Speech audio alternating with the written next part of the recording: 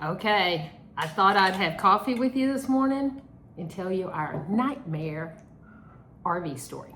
So this is our fourth RV. The last two have been motorhomes, and they are obviously very different to purchase. And Frank and I, unfortunately, are impulse buyers, so we go look and we buy.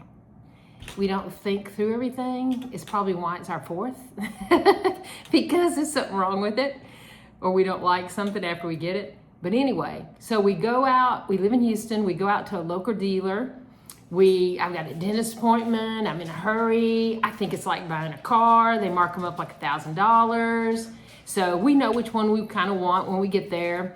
We see one, so we're like, okay, let's order it. Let's get a 27, we'll order it.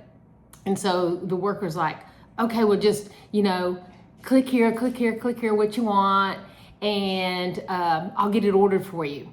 And he said, the California emissions, it's required now in all 27s because of emission laws changing and stuff. And I was like, okay, well, I guess we have to pay it.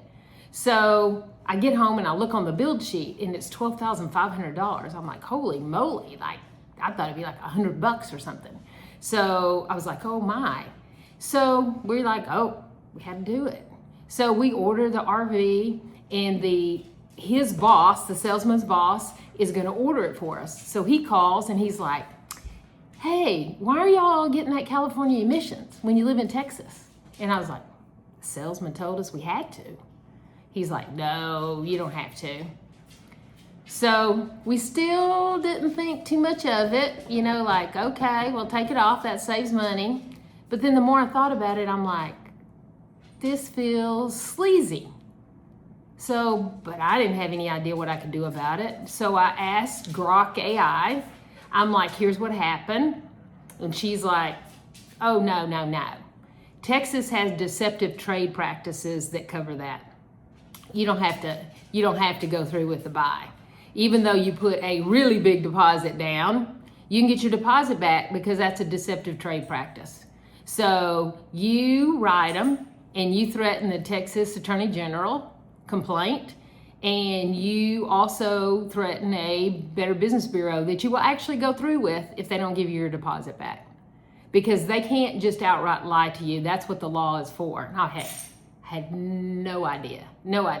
I didn't know that was such a thing. Anything, I would have just let them cheat me. So then, as I'm talking to Grok AI, she's like, well, they mark up RVs like 40%. I'm like, what? No, I had no idea. I thought they marked it up like $1,000 off MSRP. She's like, no. They make about 40% off of MSRP. So she's like, you go in and you ask for 30% off and you settle at 25. And I'm like, that's a lot of money. You're joking, right? No way I can do that. So anyway, she helped me write the text. I texted when the salesman and the general manager would write me back. She told me Grok told me what to say. I said it, told me when to ignore them. So 3-4 days later, the big guy calls me. So they're trying to pressure you up the chain of command. So it went from the salesman to the floor manager to the regional sale guy. And so they're trying to bully me into having me buy, to going through with the sale. And so I said, look, you have until noon today and I'm gonna file. You wanted my deposit right away. I want my deposit back right away. So anyway, he gave it back to me and told me I could come get it. So I went to get the check. Do you know, he didn't even remember the story? It was like the next day. He was just being a bully. He really didn't care.